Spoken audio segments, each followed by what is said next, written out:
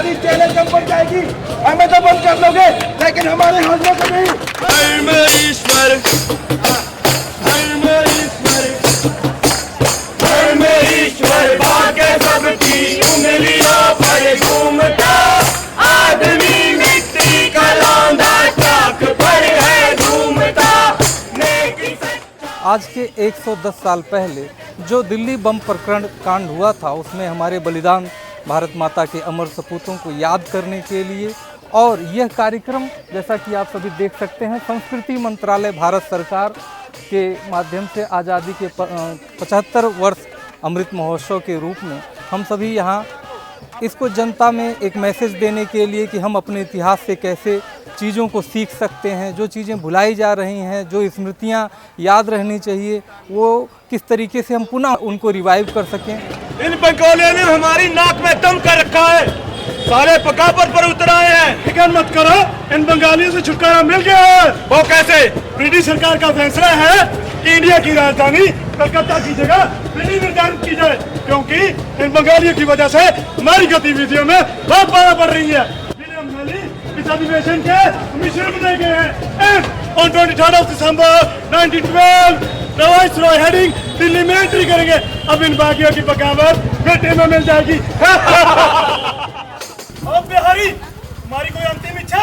हाँ, अंग्रेजी हुकूमत का अंत।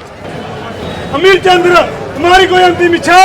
नहीं, अगर पूरा देश भूख मिटे ना, तो तुम्हारी अंग्रेजी हुकूमत उसमें बह जाएगी।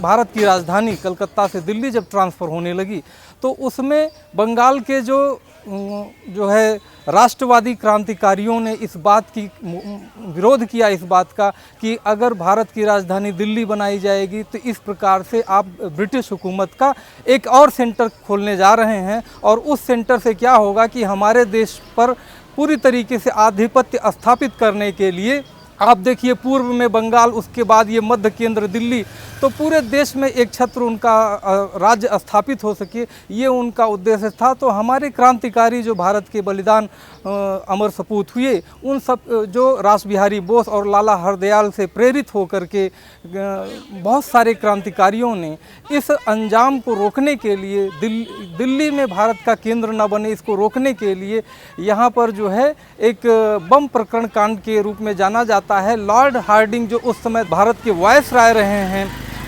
जब वो यहाँ पर थे वायसराय, जब दिल्ली में कैपिटल बना दिया गया और जो भारत का कैपिटल जब दिल्ली बन गई, तो लॉर्ड हार्डिंग के ऊपर बम फेंक करके मास्टर अमीनचंद, भाई बाल मुकुंद,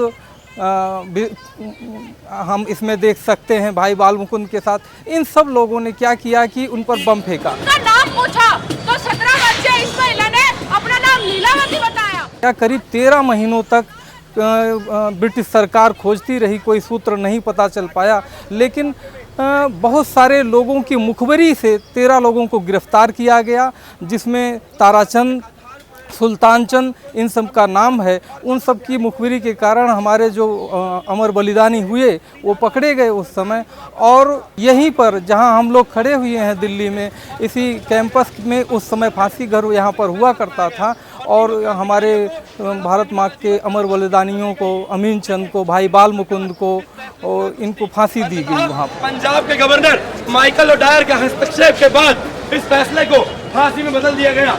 8 मई 1915 को इसी दिल्ली शहर के खूनी दरवाजे के सामने अवध बिहारी, अमीर चंद और बाल मुकुंद को फांसी पर लटका दिया गया, और 11 मई 1915 को अंबाला के सेंट्रल जेल में वसंत कुमार विश्वास को भी फांसी दे दी गई। एक संदेश इससे ये मिलता है कि हमारे समाज में ऐसे गुमनाम नायक हमारे, जो आज पर्दे के पीछे रह करके बहुत सारे कार्य किए थे, और उनको हम भूलते जा रहे हैं, हमारी आने वाली जनरेशन भूलती जा रही हैं। तो नुक्कड़ नाटक के माध्यम से हम यह प्रयास कर रहे हैं कि जनता को यह मैसेज दें, हम खुद को अवेयर करें। नुक्कड़ नाटक एक ऐसा नाट्य विधा है जिसमें सामाजिक विमर्श में जो प्रासंगिक बातें होती हैं उनको रखते हुए हम यह एक संदर्भ स्थापित करने की कोशिश करते हैं कि जिसमें सामाजिक सरोकार से जनता प्रमुख रूप से प्रत्यक्षता जुड़ सके।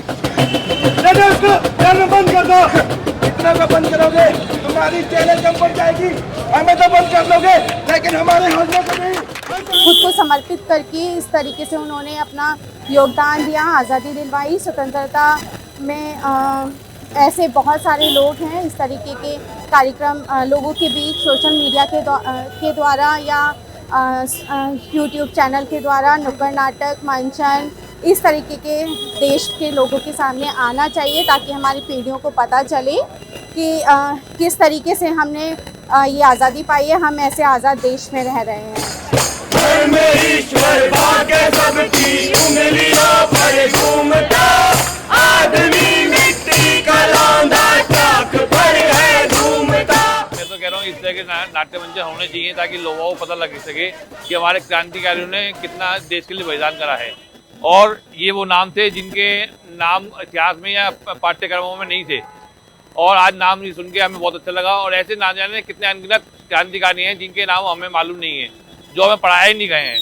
और इस तरह के नाट्य कार्यक्रम होने चाहिए ताकि लोग वो देश के प्रति जो हमारे बलिदान हुए क्रांतिकारी, उनका हमें स्वरूप नजर आ सके, उनका हमें बलिदान नजर आ सके। और ये जो लेडी हार्डिंग में जो वायस राय के ऊपर बम फेंका था, ये घटना भी शायद मेरे ख्याल से पहली बार सबको पता लगी है कि सही घटना हुई है साइंस चौक के अंदर पराठे वाली गली के आगे। तो इस तरह के नाट्य मंचन मैं तो कह रहा हूँ आप लोगों के माध्यम से, भारत सरकार के माध्यम से जगह जगह होनी चाहिए, और उसका प्रभाव जनता पे बहुत पड़ेगा और उससे देश के अंदर देश भावना की भावना जगेगी।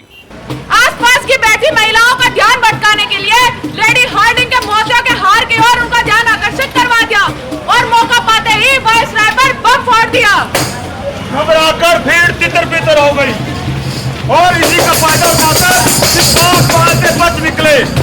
पुलिस ने चांदनी चौक की चारों तरफ से घेराबंदी की और तलाशी शुरू कर दी। मैंने पहले कभी ये नाटक मंच इस तरीके से जो हुए हैं ये नहीं सुना, और ना ही हमारे जो एक स्वतंत्रता भारत को देश को आज़ाद कराने में जो इतने सारे सेनानियों का योगदान रहता है, वो उनमें से कुछ ही के नाम उभर के आते हैं। और ये जो नाटक मंचन से पता चला कि कितने ऐसे नाम दबे हुए थे जो हमारे देश को आज़ाद कराने में, उनको स्वतंत्र कराने में उनका बहुत बलिदान रहा है। तो मैं अप्रिशिएट करती हूँ कि ऐसे मंचन हुए अलग अलग जगह पे हो ताकि लोग इससे जागरूक हों, और इससे ज़रूर जागृति आएगी। जी बहुत इफेक्टिव है, और मैं तो कहती हूँ हर हफ्ते महीने में इसी कार्यक्रम होने चाहिए, ऐसे मंचन। ईश्वर भाग्य सबकी उंगलियों पर घूमता आदमी मिट्टी का लौंदा चाक पर है घूमता।